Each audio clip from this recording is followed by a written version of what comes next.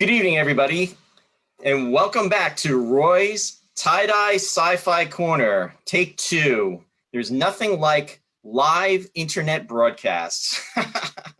I do apologize for the issue that we had, and it appears that we are actually broadcasting now, although I am getting a failed to load live broadcast signal that's coming through on my internet connection. So I am not sure if we are actually broadcasting. I am going to double check. And I ask that everybody stay patient. We may be having technical difficulties. Again, if it wasn't this show, we wouldn't be having technical difficulties. So, but let me just do a double check. And no, I am showing we actually are broadcasting live. However, for some reason on my computer, the information is not coming through properly. But you know what? I am showing with the reliable backup iPhone that we are. So with that said, welcome tonight. And we are going to be discussing episode number 20, which is going to be Disney's The Black Hole. And joining me second round here is my special guest host, who is none other than Mr. Ross AMICO, rejoining me. Hi, Ross. Hi, Roy. How you doing? I'm good, Ross. Are we on? According to my iPhone, we are on. Okay. How you been other than that? Other than that, I'm doing good, Ross. How are you doing? I'm doing all right. Thank you. Thank you. Yeah. Although, as I said before, as we went through this the first time, I have a little bit of a bone to pick with you because this is actually a half-decent movie. You know, it's a cut above Star Crash. And I like to critique the trash, is what I like to do. More, a little more fun that way. Yeah, I know, and it's funny, Ross. You know, I remember seeing this movie back in the movie theater back in 1979. 79 was really a good year for the movies, and you know, I mean, we had Star Trek: The Motion Picture, we had Alien, we had Star Crash, and now we actually have The Black Sun. So tonight we'll be talking about The Black Sun, and I do agree with you, Black Ross. Hole. The Black Hole. Oh, you know what? I'm saying The Black Sun. You know what? All roads lead back to space 1999, folks, and I just tipped that one right there, and that's why I said The Black Sun. You got the it Black on the brain. Hole. Yeah.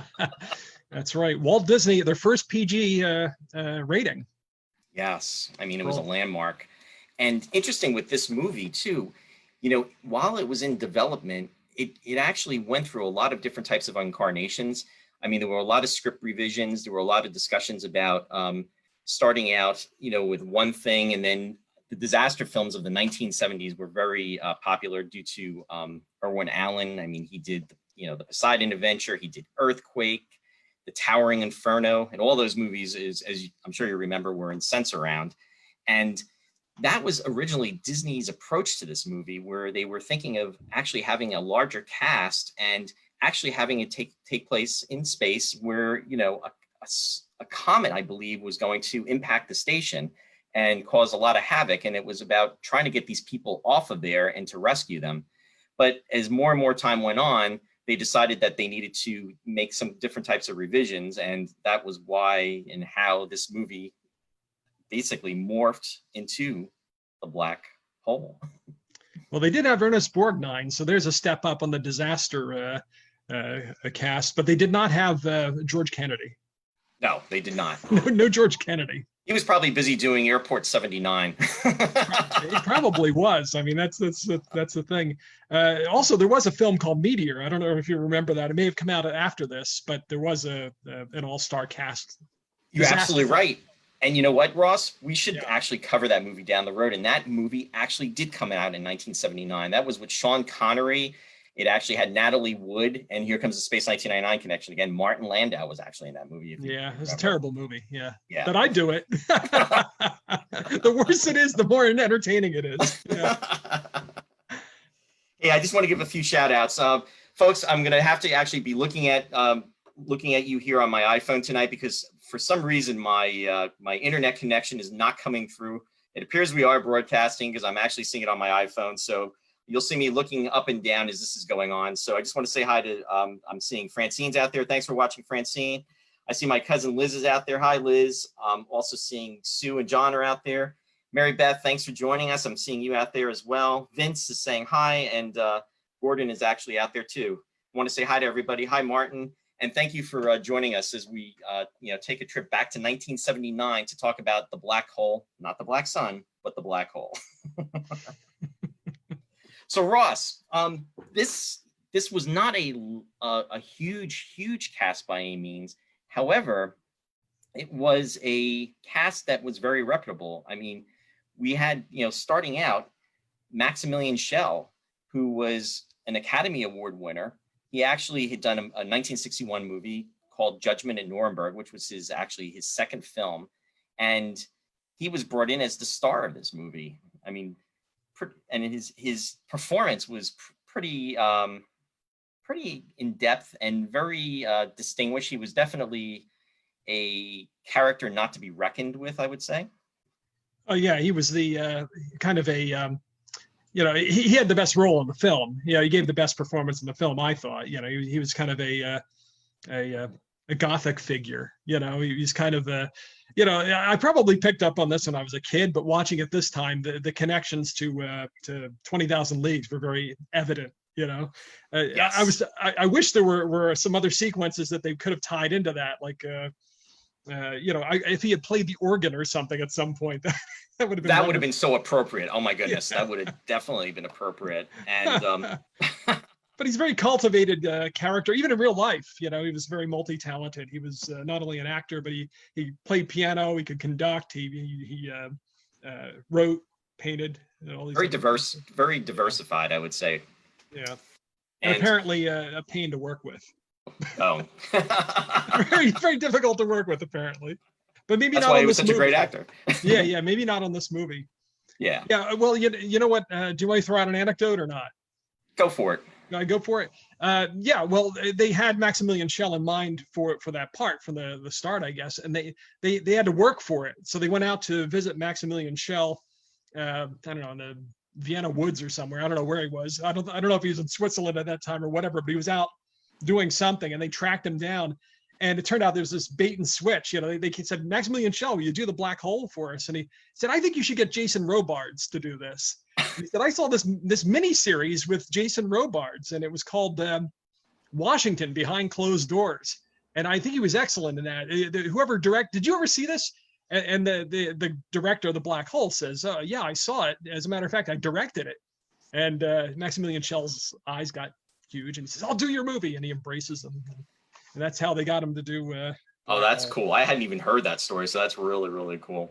Yeah, it was in it. Yeah, I maybe Joseph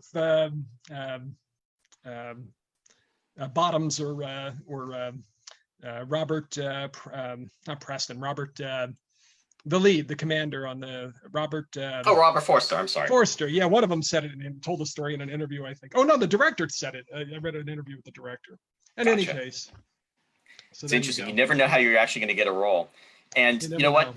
I kind of got a little discombobulated, but I went a little off track. But going to show the movie poster on here, and this was actually from the film.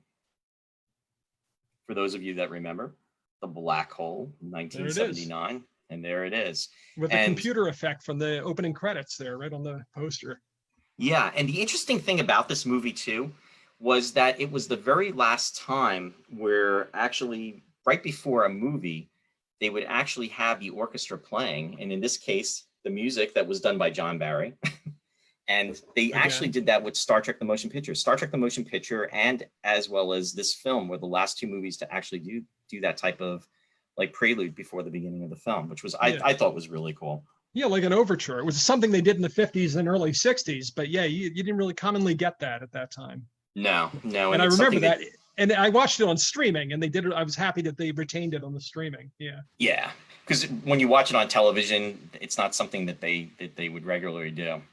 And the other thing I wanted to say is, is a tribute to Starlog magazine.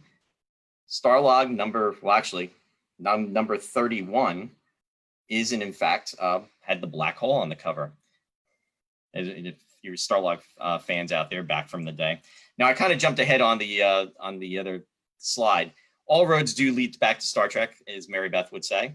And for this movie, for the previews that were done, and as far as the announcer that actually did the previews for the movie being in the theater was our own Commodore Stone from Court Martial, Percy Rodriguez. And if you watch the preview online, which you can, he was the actor that actually did the voiceover for this film, for the preview. So I thought that was kind of cool to find that out. Well, Shatner was in Judgment at Nuremberg also with Maximilian Schell, so you can take a road back to Star Trek too there. That's right. Yeah. All roads. Yeah. All roads lead back. But anyway, we were talking about the movie and the black hole, the Cygnus. The ship itself, though, was incredible. And the one thing that was amazing about that, in which I almost thought was a little bit of interest, was you have this little remote ship that is exploratory, that's just doing its business. However, you have this huge ship that almost looks like as big as what could almost be deemed as a starship, that's been built by Earth. And with the technology, it just almost seemed like it was kind of mismatched. Would you agree with that? Mismatched with what? I'm sorry. Mismatched as far as, Palomino was just like such a small, craft by. Oh, well, the two ships. Yeah, certainly. Yeah. Oh, yeah. I mean, this is kind of like almost like a Gustav Eiffel, the guy who did the Eiffel Tower. It looks like he may have designed it, like kind of a steampunk glassed in. What do you call that? Like an arboretum or something? It's just all glass and steel. Yeah, it looked very fragile. Very fragile and yet very impressive. Yeah, I guess if you have that much glass in the ship, well, as you find out as the movie progresses, it's not a very sturdy design, but able to withstand a black hole apparently. Yeah, this is true. And interesting enough, this movie was like a $20 million movie by Disney, which back in the day, 40 years ago, was a huge amount of money. And as far as marketing, I had read that I guess it was about $6 million to market the film. And when it came in with, between the US and Canada, as far as, the box office receipts, I guess they made $10 million on it. The movie grossed about $36 million, which doesn't really sound like a lot by today's standards. But if you, do the comparative as far as, the value of the dollar then is to now, I'm sure, it would match up. But still, $10 million is $10 million. Yeah, it wasn't the success they had hoped, but it was it was not a I guess it wasn't a success. I mean, $20 million, you've got to market the film, and I'm sure it didn't really make a lot. They're lucky. I guess it broke even probably. It didn't make a lot of money. No.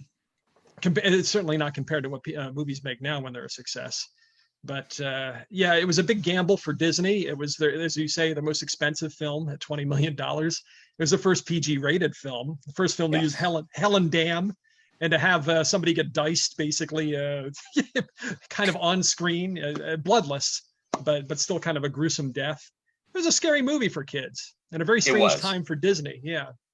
There was about a decade there where Disney kind of went off the rails, where they're trying to do more adult, edgier films for more mature audiences.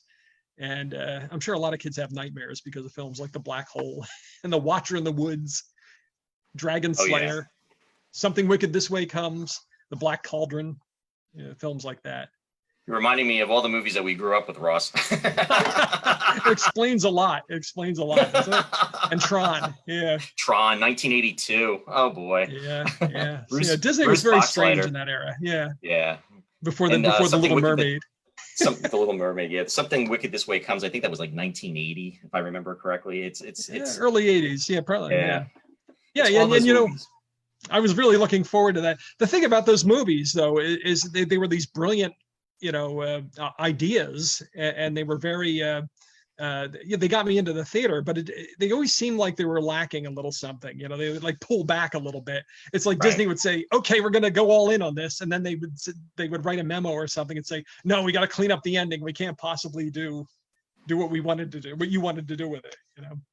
Well, actually, before we start talking about the story and everything, I mean, as you were starting to say at the beginning, this was not a bad movie by comparison to like something like Star Crash. I mean, exactly. It had the budget, it actually had the cast, it had the the acting caliber, the special effects, the visual effects. This movie is again another movie for 1979 that was nominated. It actually was nominated for 2 Oscars, for best cinematography, and then also for the best visual effects.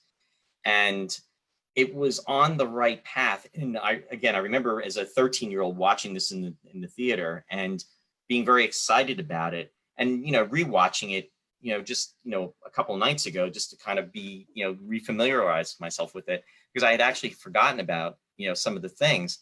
But what was interesting though is as I started to watch it, the dialogue started to come back. It was like one of those things, like I've watched everybody knows Space 1999, classic Star Trek. I've probably watched it 100 times over, just like most of the fans that are out there that are watching us and of science fiction right now. But some of the lines were actually starting to come back to me, because this was another movie that was on Prism that my parents had. And what happened was I was fortunate that, we had a VCR and I taped it. And it was one of those movies I watched over and over and over again. And I just remember the chords of the music. I also remember some of the reaction shots that, took place. I mean, there's one scene where Anthony Perkins, they're actually doing they're doing the go around of the Cygnus, and just to check it out. And, the music has a specific chord, and he's like looking back at the monitor and he's having conversation. And that scene just kind of like always stuck with me. And it just kind of resonated, and it came back. And it's just amazing how, things that we've seen 20, 30, 40 years ago, kind of stick with us. But it's almost like in a memory bank that we have. And then when we tap into it, it's like, it was almost like yesterday. This film, in my opinion, and we'll definitely, break through it, it had everything going for it, but the story, the script just wasn't, it needed that extra that wasn't there. It was so close, but it was just lacking. And some people would say that it was almost like they'll compare it to Star Wars on some level. I don't see that. I mean, yes, you do have the robots, but it wasn't about that. It was more, it was sci-fi-ish. It was almost, like you said, it was like 20,000 Leagues Under the Sea, that type of, similarity. And I just think that the story needed to be a little bit more comprehensive. It needed more characterization. Some of the dialogue that was dealt with in this film, I mean, some of the responses and some of the lines that are delivered by the actors were just falling short. And unfortunately, I feel that that's what kind of made this movie suffer, and unfortunately be remembered for what it is, but still visually stunning on all levels. Yeah, the production design was great, and I don't know. Everybody seems to point to pick out the script, and yeah, I mean, some of the lines were just. It's a little pretentious. There are a lot of allusions in there that don't have to be there, and they don't put them in one character's mouth. They go into different characters' mouths. Some of the. I mean, we're allowed to do spoilers on this show, right? Absolutely. I mean, no, but yeah, it's been 41 years, so I don't think I'm going to come back and come after it. Just seems like a lot of the motivations for the characters or some of the dialogue, they just kind of put them in random in different characters' mouths, and they're not really, some of them aren't really clearly delineated at times. I think the big flaw in the movie is, I don't know. I mean, I'm not in the director's chair, but I think the director could have done a little better with making it more interesting. The production design was great. The effects, the look of the film, Peter Ellenshaw and Harrison Ellenshaw, the matte paintings, they Father and son.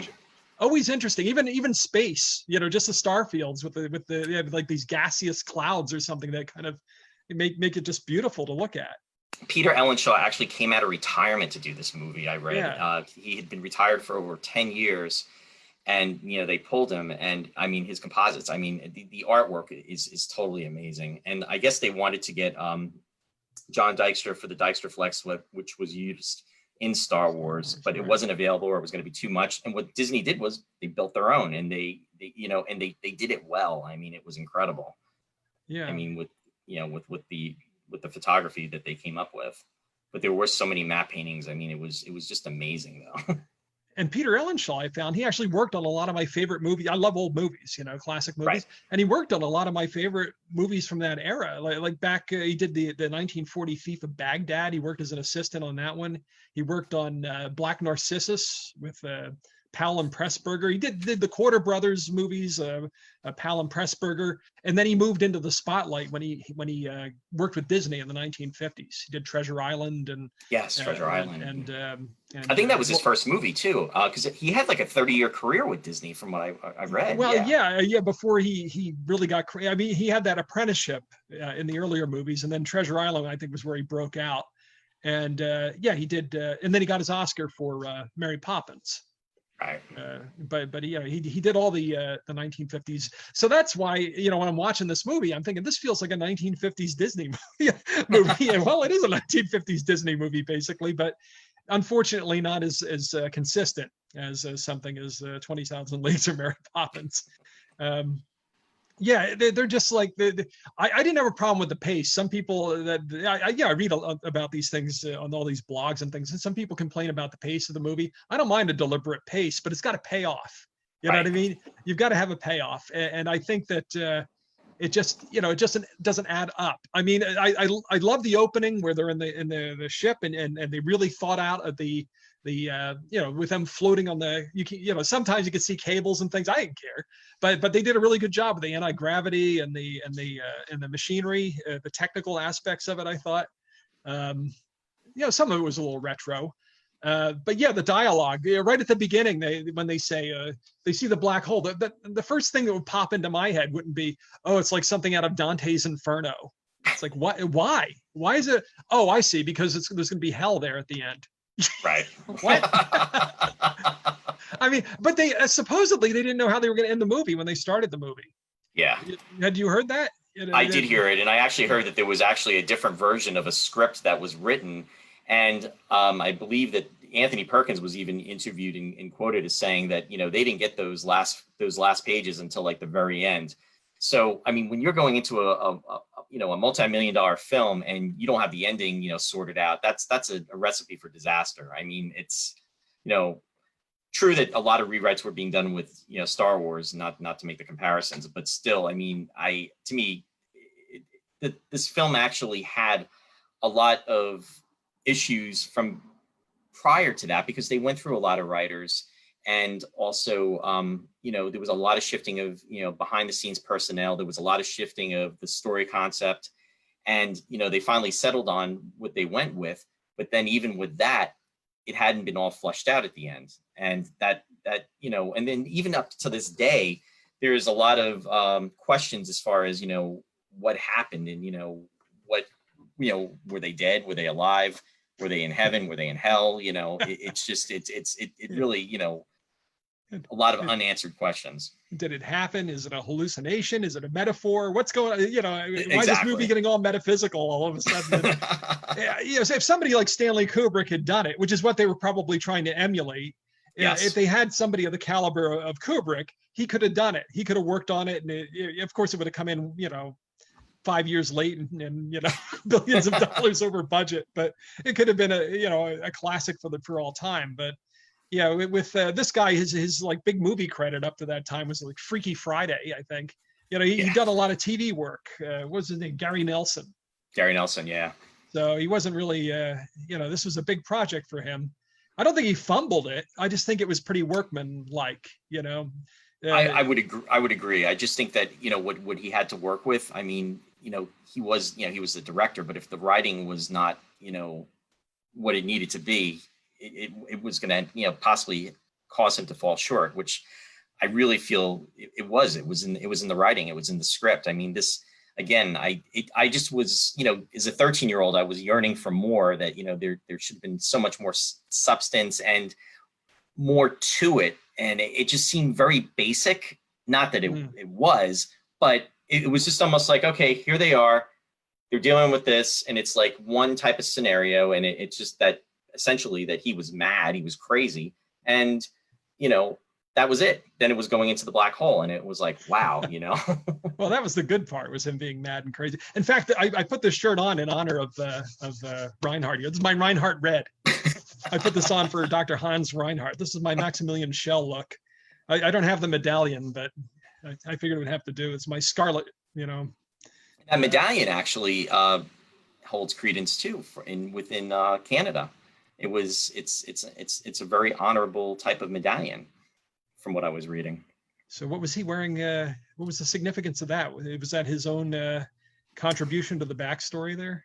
Potentially, yeah. Yeah. He had a career in Canada. Yeah. Yeah. Okay. It sounds good, right? Yeah. But again, I think even with the way it was written, if the actors had gotten fired up about it and been able to do it with conviction, and if they had an imaginative director, I think they could have gotten around some of the stuff. It just seemed like you say with the script, I think it was kind of all on the surface. It had to be kind of, a lot of what they kept saying had to be more in the body of what was going on. You can't just keep quoting or alluding to Dante or having Roddy McDowall throw out Cicero quotes or whatever is the robot, the Fisher-Price robot. Yeah, Vincent, that's what it was. Yes. And then the other voice for the other robot, of course, was Slim Pickens. Slim Pickens, yeah. Blazing Saddles and Dr. Strangelove. Yeah. So again, it goes back to they had a solid cast. As far as what they were dealing with, it's just, again, it was just the story.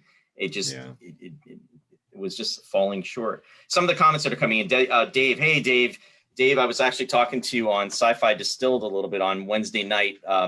Mary Beth and Mike were kind of venturing in because we were talking about that we were going to be discussing the black hole tonight, and they were talking a little bit about it. Dave was their guest host. He's saying that this was a practical effect. As I understand it, they mounted the Palomino model in a room with black walls backlit through pinholes. Yeah, for the Starfield, which is interesting because it actually did have a really, really cool effect. The interesting thing is, as far as the black hole itself, it was water, and they immersed it with dyes, but they were very careful to make sure that there was no reflections, because what their main worry and concern was that it would look like water. But I thought the effect for the actual black hole was amazing. I thought that was, for something like 40 years ago, I thought that was spot on. Warren is commenting, he's saying, for years I thought Maximilian Schell was Catherine's dad. And then, yeah, I actually had thought that or wondered that as well too at one point, Warren, about that. But no, he was Austrian, I believe, and Catherine Schell is Hungarian. So, but same last name. His sister was an actress, Maria Schell. Yeah. Okay. Yeah. Interesting. Yeah, it was. I love the effects. I'm sorry, I'm just like a total like 1970s, 80s effects guy. There's very little about if they made all movies with effects of that caliber, I'd be happy right now. I don't need CG. There were computers involved with some of it, but how about that great shot that makes no sense at all with the asteroid that rolls down the middle of the ship? Talking about the big molten the ball that rolls down the ship. I do know what you're talking about. Actually, I have an image of that, and I'll bring that up so our viewers can see what you are talking about. And it makes about as much sense as the rest of the movie. That would never, I don't think, be physically possible that this would happen, but it looked great.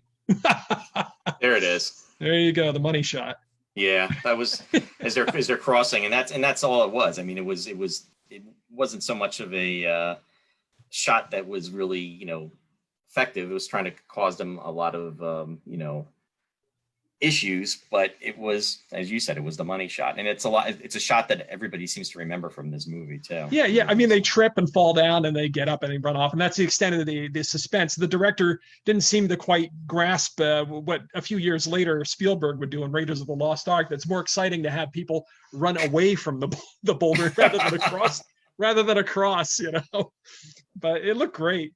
It made no sense, of course, because something like that, it got in a ship, it would probably burn right through the side of the ship. But why were there these, they kept calling them meteors, but aren't they called meteors when they're in the atmosphere? Aren't they just asteroids in space? Whatever. Yeah?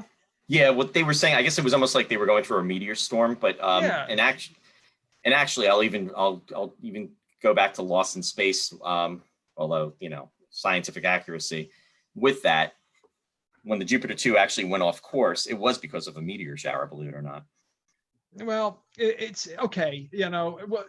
Just assuming that these are meteors. I mean, he's got the force field to keep the Cygnus from going into the black hole. I mean, and yet this meteor shower goes right through, you know? Exactly. And the heroes never do anything to really disable the ship. It's totally the meteors, and it's totally natural forces that kind of undo that beautiful ship, you know, and cause Reinhardt's demise, if it will, if it were, as If it were, yeah. as it is.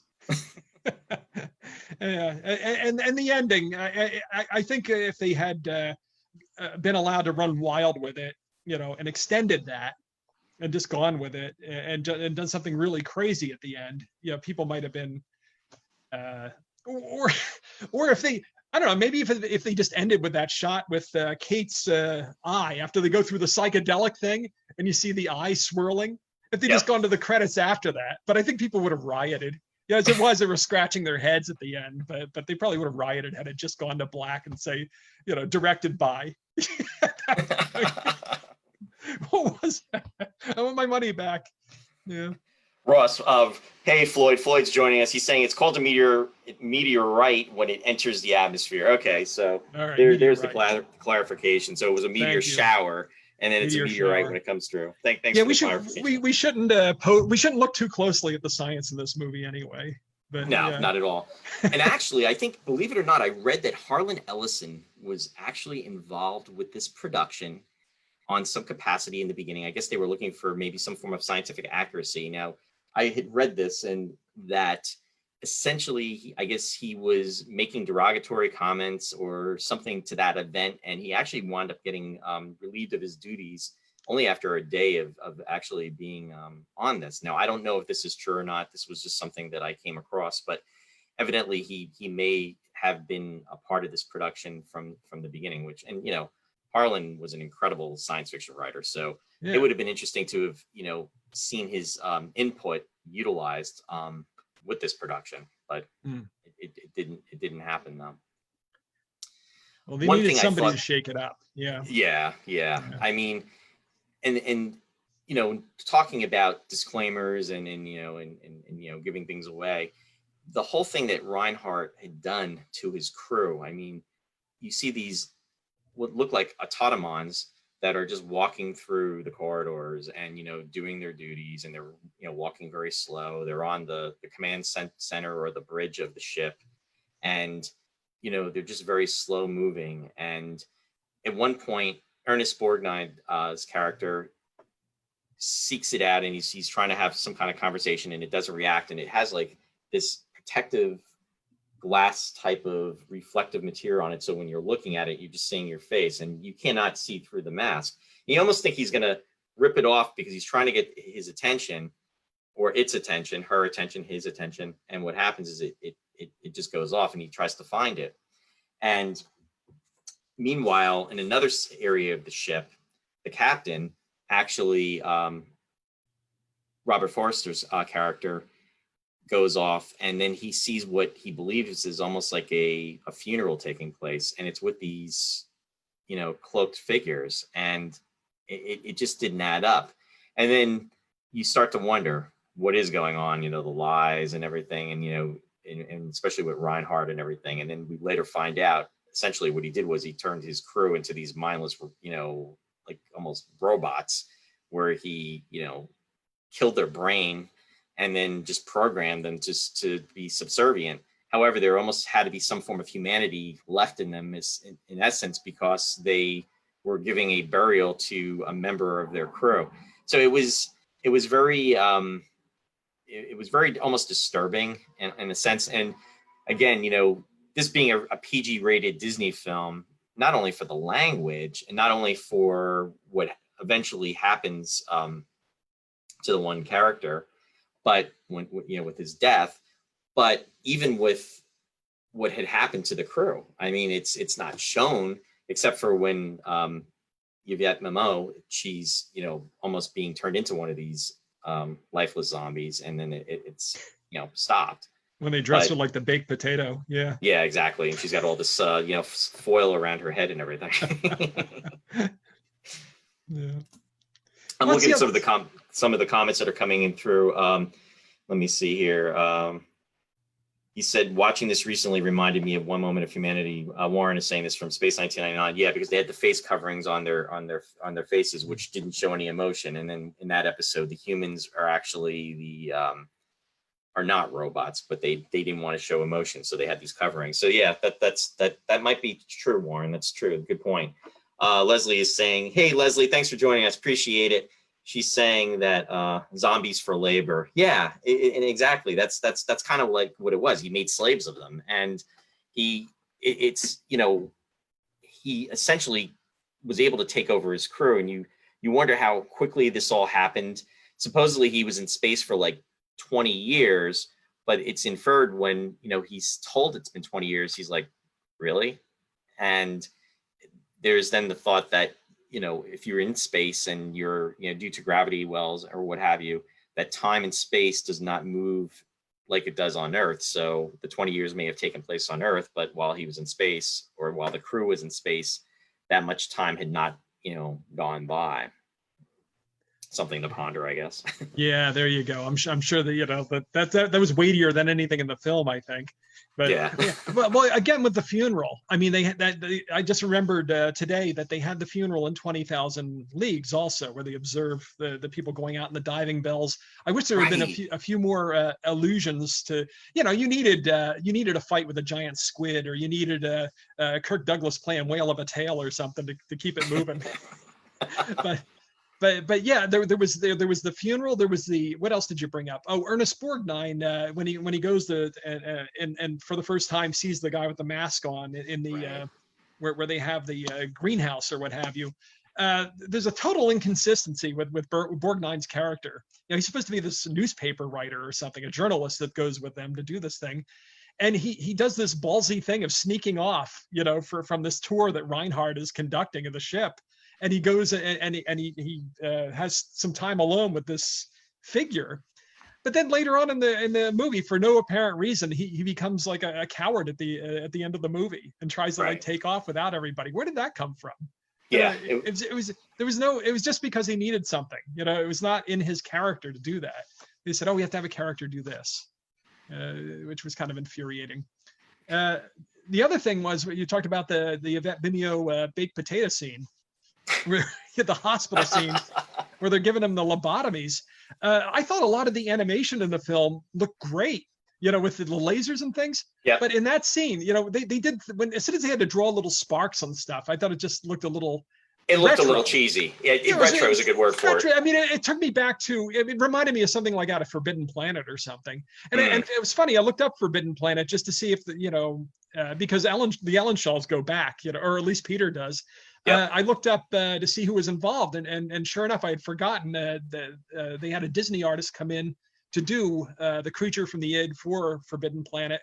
The MGM brought in somebody from Disney, so there is a Disney connection there. I wonder if it was Ellenshaw. It wasn't Ellenshaw. It was another fella. I can't remember his name, but it would have been the right era, Yeah, definitely. And actually, we are going to be covering Forbidden Planet. We're going to actually be connecting with Sci-Fi Distill, because that is just an incredible that movie is a landmark movie, and Mike and Mary Beth and I are going to be talking about that film probably down the road, and it's just it's landmark. I mean, it was like the predecessor for classic Star Trek, for even Lost in Space. When I see that ship, I always think of the Jupiter too. I mean, with the landing gear coming down, and then you also have the fusion core in the middle. It was just, very, symbolic in that sense. But it was like the father or the grandfather, of science fiction films. And it really, launched everything. And what's crazy is that movie was made in 56, and this movie was made in 79. It's only a 23-year difference in time, but it just seems like it was so much more older. I mean, now it is, of course. It's a 64-year-old movie, but still, it's crazy. Yeah. Well, the black hole seems to be like a spiritual descendant of those 1950s movies, though. It just reminded me of so much of the Disney movies. Did you know that I found this out for the first time today or yesterday or something like that? Did you know that do you know how Harrison Ellenshaw got his name? I didn't. He was born Peter Ellenshaw, named after his father. But after his career started to take off, he didn't want to be confused, the two Ellenshaws. He was actually born in Harrisburg, PA. Really? Yeah, so he took the name Harrison. So it was Harrison Ellenshaw. It's like, what were they doing in Harrisburg in 1945? What was going on there? Was the family living there? Or were they going down the Pennsylvania Turnpike and his mom's water broke or something? And they had to get off, and he was born in Harrisburg. Because Peter Ellenshaw is from England. I don't know what, and he did all his work in California there. So I don't know what they were doing in PA. Interesting. And that's literally down the road. Yeah. So there you go. Harrison Ellenshaw. Fun fact. Oh yeah. Good stuff. There you go. So what else do you want to talk about here? Any other actors or any other factoids? Well, you know what? Anthony Perkins. I mean, there's another actor. I mean, known for Psycho. I mean, incredible. I mean, 1960 movie, which, essentially put him on the map. Very creepy, very subdued type of personality. And in most of the roles that he did, including this one, he came across that way. I mean, even with the dialogue and the delivery that he made, in his responses. But it was almost like he was a flatliner too on a certain level, but his character, it kind of worked with because of, what he was trying to portray. He was just so caught up in the science of everything. And he was so almost like enamored with Reinhardt. It's just that, it was almost like he worshiped him on a certain level. And then the irony is he was the cause of his death. I mean, it was Maximilian, but it was his creation that caused his death. And Reinhardt seemed to, really be upset about that with Maximilian, because he even says, he shouts, he said, he goes, you shouldn't have done that. He was a good man, but it was just, very subdued. And that's the first time you really get a sense that Reinhardt doesn't really have full control over Maximilian, because up to that point, he seems to be, the robot seems to obey the master, but at that point, it's like, Maximilian kind of takes upon himself to do what he did. And apparently that line was improvised, where he goes up to Yvette Mimieux then and says, protect me from Maximilian. What's that? He says, protect me from Maximilian. Yes, protect me from Maximilian. Apparently he improvised that. So, but interesting. It added a layer of ambiguity to the scene. It's like, is he truly in fear of Maximilian? Is he just playing this game? Is it, I don't know. I don't think he wanted Anthony Perkins to die, though. No, I don't think so either. Seeing some comments coming through. Let me see. Oh, people are talking about Leslie Nielsen, because we were talking about Forbidden Planet. Forbidden Planet. That he did Police Squad. Yes, Police Squad was incredible. Six episode series from the 1980s, which was 1982, I believe that was on. Love it. I think Vince is watching us. Hey, Vince. You're the person that loves that show, including myself. Warren saying, fun fact, I dated Leslie Nielsen's daughter 30 years ago, and I'm not BSing. Well, yeah, I guess Leslie Nielsen was Canadian. In fact, I had read James Doohan and Leslie Nielsen, another Star Trek connection, were like very close friends. And so there you go. I mean, he was Canadian. Surely you can't be serious. No, I'm dead serious on that one. Really. That's just his line from Airplane, yeah. Oh.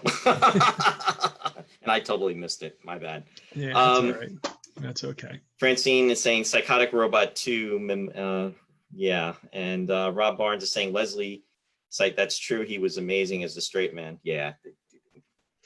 Good stuff. Yeah. I just felt too with Robert Forster's character as the commander.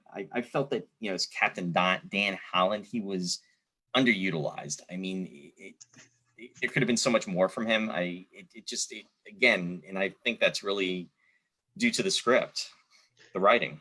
Yeah, and also there just wasn't if you're not inspired by the writing, yeah, but there wasn't like a lot of. It was a A-list cast, but there was no spark. It's like nobody really.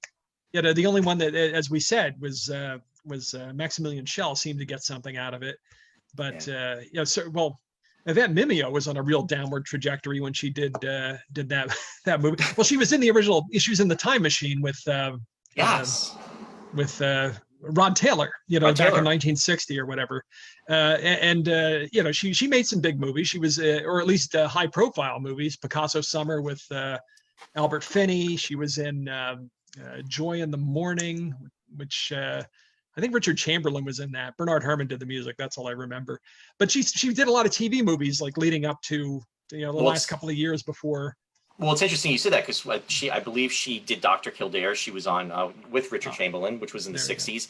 And then also she did a One Step Beyond episode. And that was actually the first show that we actually covered on the series, which was kind of cool. So there was a lot of upcoming actors that were, involved in television that, eventually went to movies. But yeah, her performance too. I mean, she was definitely known in the industry, and she was only like in her mid 30s at the time, because I think she's about 78 now. So yeah, I mean, it's just, again, underutilized. Her main focus in this movie was, her father was on this ship, and she was hoping that he was still alive, and she was trying to find out from Reinhardt what exactly happened to him. But of course, she was lied and told that, he had stayed behind, and and then he had died. And here he was leading the people that were trying to revolt to try to take over the ship because Reinhardt was crazy, and he had him murdered. And it was just that conflict that was going on with that. But that was the only piece of it, and it was very short. Well, she had been in a couple of 3 TV movies or 4 TV movies right before The Black Hole, and then 2 years before or 3 years before. And the one I remember is Devil Dog, Hound of Hell. Have you ever seen this movie? I have not. With Richard Crenna, where they sold a puppy by a Satanist. And the kids, the 2 kids in the family are the kids from the Witch Mountain movies. Oh, okay. Ike and Kim. Ike and Kim are the first names. I can't think of their last names though. Yeah, well, that's who they are. Yeah. Okay. So there you go. If you want to see Richard Crenna fight the devil, that's with Yvette Mimieux. You could always count on Richard Crenna. He was always in those 70s or 80s movies, and I think he was even in, if I remember, wasn't he in the Sylvester Stallone movie? Oh yeah, First Blood. Yeah. First Blood. He was. Yeah, he was in that. Sure. But he made a lot of TV movies. She was also in a TV movie with Gil Gerard. They did a Western before that, where it was kind of a Western police procedural or something, where they were trying to get a kidnapped girl back, from somebody. Yeah. So she made a few. And one about the Sasquatch or something in the Rockies or something. And it wasn't a sequel to a $6 Million Man episode. Yeah, I know. Wouldn't that be great? It was like called Snow Beast or something. She was in that one. So yeah, clearly Yvette Mimieux could use a shot in the arm with The Black Hole. They cut her hair for the movie. She had long blonde hair. Yes, she was really very pretty. But they did that because the suspension. I was reading that too because of the anti-gravity and everything, and with the weightlessness. That's why they wanted to do it. Yeah, and apparently they had somebody before her who had actually won the role. It was the actress in Summer of 42, and now her name escapes me. Jennifer O'Neill. That's right. Yes. I actually had the pleasure of meeting her at the Chiller Theater convention. Did you really? Last year. She was the only person I actually wanted to meet that was going to be there. And interesting enough, I mean, that was a beautiful movie too. And she was gorgeous. I mean, she was the cover girl for, I think, like the 70s. I mean, for forever.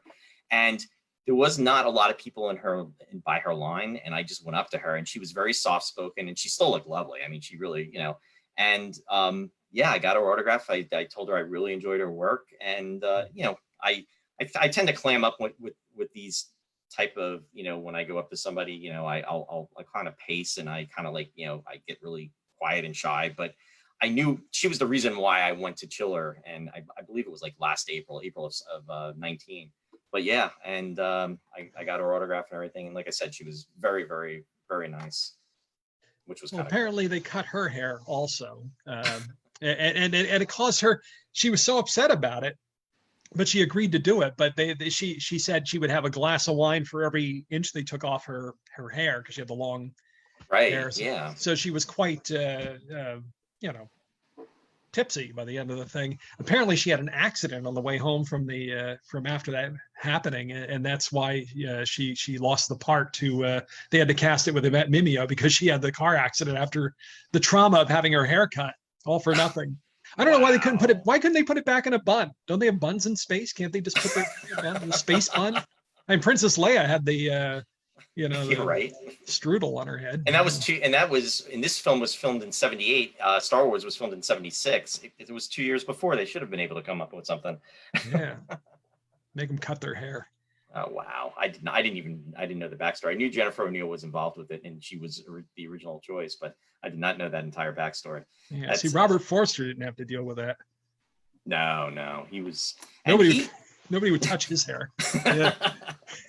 And he actually wound up getting an Academy Award for Jackie Brown. Did he win? I know he's nominated. Did he win for that? I think he won that, didn't I? Believe he won. It'd be great if he did win because he was excellent in that movie. And he was in some good stuff, but he was not really a Delta Force. He did. What is it? He was in Delta Force. That was another thing. Delta. Well, there you go. I mean, just like I said. He was in a couple of David Lynch projects. He was in Mulholland Drive. He was cast for Twin Peaks, but he couldn't take the role because he had another commitment. So Michael Onkeen, who played Sheriff Harry S. Truman in Twin Peaks, played the role that Robert Forster was supposed to play. So when they did the Return series, which I have not seen, by the way, I don't know if you've seen the more recent one that was out a couple of years ago. No, I haven't. I haven't seen it either, but apparently he plays Harry S. Truman's brother. So he gets to be in Twin Peaks after all. Oh, okay. Oh, you know what? Hey, John, thanks for joining us. I'm seeing you on here. I apologize, folks. There's a lot of people that have been coming in here, and I haven't been giving the shout outs to. Again, it's the internet connection really kind of threw me for a loop. And again, this is live broadcasting, and if we didn't have the issue, it wouldn't be live.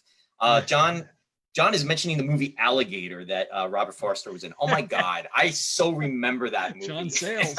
Yeah. Oh my there God, you go. Yeah.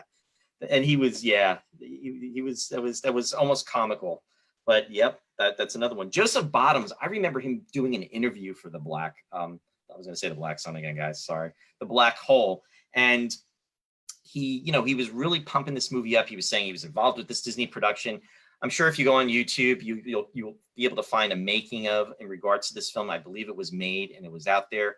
And, again, it was all the hype and all the productions and, being, sprouted and just really being put to the test to say that this was going to be a fantastic movie. And it's just a shame that it wasn't.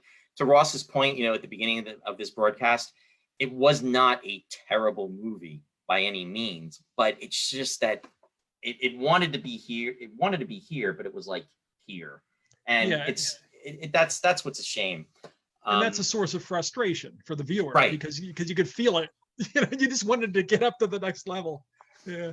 And there's been a talk, of doing a remake of this movie. Yeah. And this is one of those movies I think that, they would be better off not doing a remake. Again, Sci-Fi Distilled on the end of the broadcast, because we were talking about this, and some of the comments that David and Mike and Mary Beth were making was that it would be interesting that if they were to do this, maybe if they did before, like a prequel to this, or they could really take it to the next level and then they could do an after. But that would almost be like doing a 2010 movie. If everybody remembers, I think that came out in 1984, I believe. Right. It's like sometimes things are better left unsaid and just, left open to the imagination. It's like, it's almost like, and I'll use this example, and forgive me for the Star Trek references, guys. I apologize, but Star Trek V, you're searching for God.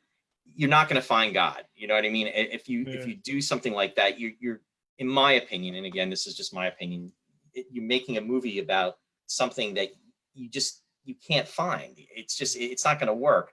So they could do that with this film, like what happens after, but I would think that they would have to stray away from the supernatural. It would have to be almost they're finding a new world, and then it's going to another place. But then it's, the whole premise of this film is, it's about a black hole. So, it would have to be the central point, and maybe they're trying to get back to where they came from to their present day where it took place. I don't know, when you're dealing with topics like this, you have to be so careful because it can really disrupt the core of what you're trying to actually be the main focus of the story, and it can really just go off and destroy the story. Again, that's just Yeah. And also with the black hole itself and what they find inside there, you can't go too literal, right. because that was the problem with the movie. Yeah, the big problem anyway is that they just gave you too literal. You got the Fantasia ending. You got the Night Yes. on Bald Mountain, and you got the Schubert. You know, Yeah. basically, you know, like what is that? It looked like something out of a, you know, like the hall of the windows or mirrors, or something. It looked like something out of a Rankin Bass thing. I would have loved to have had Snow Miser show up there at the end. Hey, I just want to do a couple comments here. Mary Beth is saying, and if you found God, what would he need with a starship? Yeah, also true. How about that? What does God need with a starship? Rob Barnes. Hey, Rob, thanks for joining. He's saying George Burns should have been in Star Trek V. Yeah, there you go. That would have actually made the movie, and that could have been, oh God, number 3. David Lafredo saying, in the 70s, we learned not to pin too much hope on sci-fi movies. Books were more reliable. That's why Star Wars was such an outlier. That's very true. That is true. So that is well said. And Leslie's coming to the defense of 2010 and saying, I love 2010.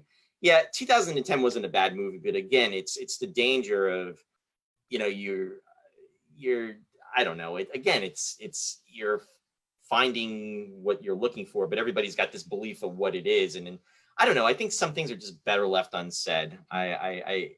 It's almost like you're jumping the shark, or you know, even with the two-parter, sometimes, you know, it's like the end of a story where, you know, it leads up to that point. And I'll use a Star Trek reference because this one comes to mind, and I remember, and you know what, it's almost appropriate too, because I'm kind of sick when it comes to remembering dates. But I remember in June of 1990, if anybody knows where I'm going with this, and actually the date was June 16th, 1990. And actually I was with my friend Vince, who's tuning in. Vince and I went to a convention that was in Allentown. And Ross, you know who was up there? It was Van Williams. And they actually had the Black Beauty there. And he was there. And, you know, we were thinking there was going to be a lot of people there. And I almost felt bad for Van Williams because it was probably maybe 20 people that were at this so-called convention. And we were in this big circle with him with the Black Beauty, which was kind of cool because there wasn't a lot of people there, but I kind of felt bad for him because he was probably like maybe in his late 50s at the time. And he was there to talk about doing whatchamacallit, Cato and oh my God, now I'm Green Hornet. out. Thank you, the Green Hornet. Yeah, see, senility's starting, folks. It's okay. 54 is right around the corner next month, and you know what? It's coming in with a bang. And your birthday's on July 4th, if I'm not mistaken. Am I not? It is. Yeah, you remember. Okay. You're 16 days ahead of me, Ross. All right, there. All right, son. But anyway. Yeah, and he was just talking about, you know, how it was working with Bruce Lee and making the series, and it was really cool. But I, you know, was waiting and rushing to get home because that night Star Trek: The Next Generation was airing the Best of Both Worlds Part 1, and that when that episode ended, and you see Picard on the screen, and he's saying he's Locutus of Borg, and then Riker, they look at Riker, and then he goes, Mr. Worf, fire, and then it's the dun dun dun dun dun dun dun dun dun, and it says to be continued. I mean, it was like, whoa, you know, it's like, what the hell just happened? And the anticipation of the summer, you know, the next 3 months of, you know, waiting for that episode to come on, and you know, it picks up, you know, everybody was ready to watch it. I remember Sykes' Next Generation 4th season, 1st episode. And it was a good episode. It was not a bad episode by any means, but I remember, you know, even reading, I believe Michael Piller, I believe it was, he was even saying that they didn't even write they didn't have it written as far as what they were going to do. But it was such an intense way to end that episode with Picard being assimilated. But anyway, my whole point of all this is a lot of times when, you know, you have that build up and you have something that's written and it goes to a certain point, it's almost better to leave it at that, unless again it's a two-parter and you know it's a series that's continuing. But for a movie, it's just the wonderment of what is actually going to take place and what's going to happen is sometimes better left alone and you know than doing something. But I just saw Squeaker. Did Squeaker make his appearance? He did.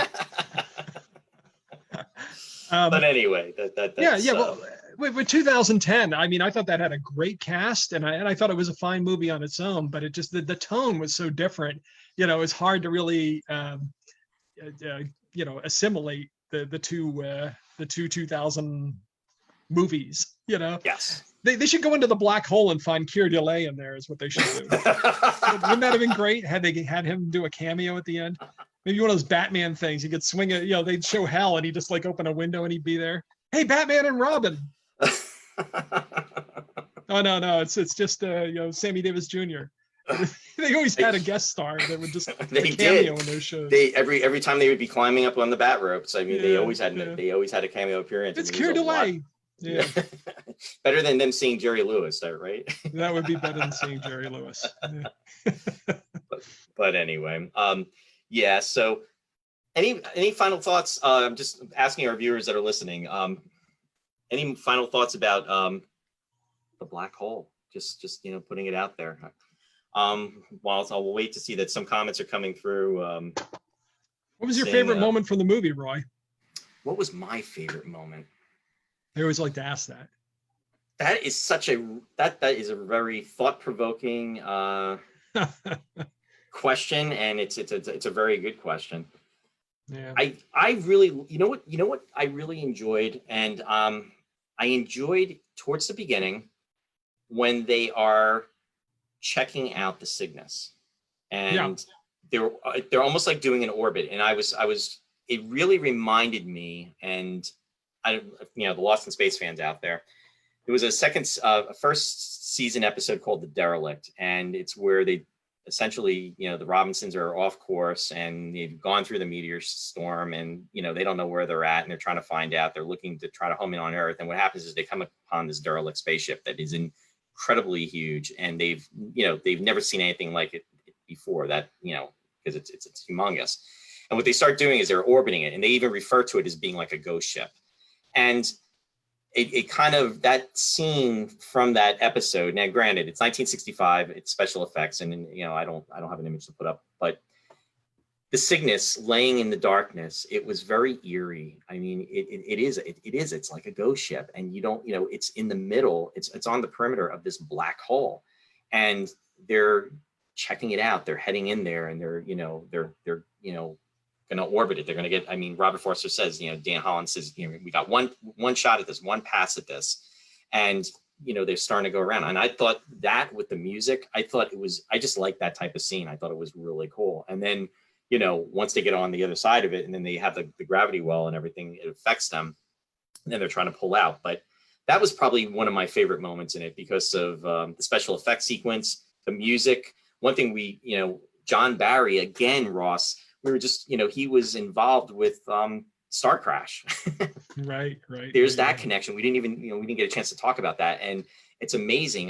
Here he's done another sci-fi movie, 78 into 79. And this one a little bit more reputable. It was Disney, but the music he did for this was incredible as well. It's just, to me, that was a fun moment for me.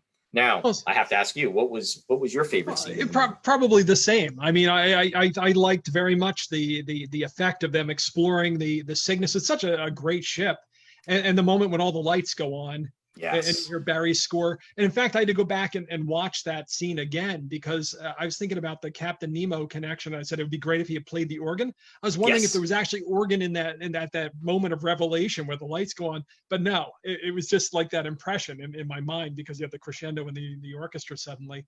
But I love that scene. And of course, I like the shot of the meteorite going through the ship, and just the first time you see the command center of the Cygnus was kind of cool, because you had the black hole in the you could see it through the window, and you had all the screens and all the automatons or zombies or whatever around. No, and you know what? You're absolutely right, Ross. That it's almost like a moment that I loved from that movie, and I'm gonna take the opportunity to put that shot up and show our viewers what we're talking about. And this is the shot to me that was just incredible when you see the control room. It was it's just so vast, and it's an amazing piece. Yeah. Anyway, I didn't mean to step on your you were going to take comments and field anybody else's questions. Oh, no, that's okay. That was a great question, actually, and it kind of led into a lot of great stuff about the movie that we didn't get the opportunity to cover. So, yeah, good job with that. There you go. Let me see what some of the comments. Hey, I'm seeing Brian's out there. Brian, Lisa, thank you for joining us, Brian. Nice to see you out there. Cindy, thanks for joining us, Cindy. Good to see you out there too. David is saying, my God, it's full of collapsed stars. John is saying something's going to happen, something wonderful. Leslie's saying, got to remember when it was made. 2010 was the, oh, wait a minute, she's talking about 2010. Was the height of the Cold War with Russia. Yeah, that is so true. Yeah. Cindy said that's a lot of books back there. A lot of books back there, Ross. Actually, those are CDs. Cindy, yeah, CDs. Yeah. I do read though too. Yeah. Paul Miller, thanks for joining us, Paul. Paul said, if you actually did cross the event horizon of a black hole, your perception of time would slow down, and your last moment, let me see here, your last moments would be an eternity of agony being slowly crushed down to infinite density. Wow, that's pretty intense, and you're probably right, Paul, and I'm sure you are right. In fact, I guess that's what they were trying to display as they were going through the black hole, because if you remember, Don had, as they're going through, they are distorted, and then I think at one point they start shouting as though they are in agony and pain, but they are able to make the threshold, and I guess that's where, science may or may not be accurate, because the fact that they survived it, but maybe there was a reason why they survived it as they did in The Black Sun of Space 1999, because that's a whole nother issue for another's time, but yeah. The eternity of agony would have been great, though. Yeah. Yeah. Good way to end it. But Floyd is saying black hole was a master at forced acronyms. Yeah. Very well, very, very well said. But the thing about John Barry's, one more thing about John Barry's score please. Was, it was at its best when it was mysterious or had that inexorable feel, like the main theme that they would play in the credits. Mm-hmm. But then suddenly it was again, the movie couldn't make up its mind what it wanted to be. Yeah. Suddenly they'd have this swashbuckling fanfare that they would jump in. The overture music would, whenever there was like a laser fight that came out of nowhere, it's like, oh, this is the Star Wars part. Right. Yes. All right, we're back in the haunted house now, but oh wait, here's the Star Wars part. And then it go back to the other tone. Oh wait, cute robot interlude. Yeah, it's just like, what movie? What there's no cohesion really to what was going on. No, and that's just it. It had different sections, different parts, and the most fun you could say was when they actually were doing when old Bob and Vincent were almost doing what was almost like a version of like doing a video game where they're shooting lasers at the at the targets. That was probably the most fun of the movie. And when he takes down the star robot and fries him, but the movie was not a fun movie by any means, except trying to be, like you said, cute with the robots, and then maybe for that brief interlude where they're playing Ricochet with the laser guns. But it was very interesting, very kind of scattered, unfortunately. Well, I like Maximilian Schell, and I like when they had the candles and the chandeliers on the ship and everything. Any of the Gothic stuff, the trappings of the Byronism, I enjoyed that. And again, it's almost like a tribute to 20,000 Leagues Under the Sea. Yeah, right, so exactly. That's what it is. Works out. And then at the end, you really don't know where you're going. Where you don't know if you're in space. Are you inside the ship, outside the ship? It starts getting a little ambiguous when they're climbing into the pod. What's going on? And that's the other piece of it too, Ross. They're out of their atmosphere. The ship is losing their atmosphere, yet they're able to breathe out in space. Now, is this happening because they're in almost like the vortex of the black hole, and it's supplying them oxygen? In a black hole. Yeah, that just didn't. I don't know. That was a bit of a reach. I mean, the one character, Joseph Bottom's character, Charlie is like floating out into space, and he can't hang on, and then Vincent goes after him and he pulls him back. I mean, really, it was almost like, really he should have been dead. But again, it's a movie, and we're not gonna, Yeah. It is what it is. It is what it is. It is what it is. When in doubt, it is what it is. Last few comments that are coming through. John is saying, I always thought that the main theme was very repetitive, not saying it was bad, just got old after a while. Yeah, because it's kind of like a replay of itself. But it's still, I thought it was kind of cool. But I know what you're saying, John. Leslie saying, John Barry tried to emulate John Williams by creating themes for each section. Yeah, that I could see that. And Martin is saying, just lost the live feed. Uh-oh. Well, hopefully you are back. And Warren just said the description fits my past 3 months of existence. Yeah, with everything going on in the world, I mean, it almost feels like we've been in a black hole with everything that's been happening with, being kind of under, this type of situation and trying to, be isolated just in order to, keep everybody healthy and safe. So it is kind of that type of feel. I can definitely see that. But on an optimistic note, I am gonna not seeing too many more comments. Ross, thank you for joining me tonight. I really appreciate it. And I'm gonna give a few shout outs before we kind of just wrap things out. First, I just want to give out a shout out to Sci-Fi Distilled. Join Mike and Mary Beth on Wednesdays. They are going to be coming back this Wednesday, June 17th at 7 p.m. Eastern Daylight Time.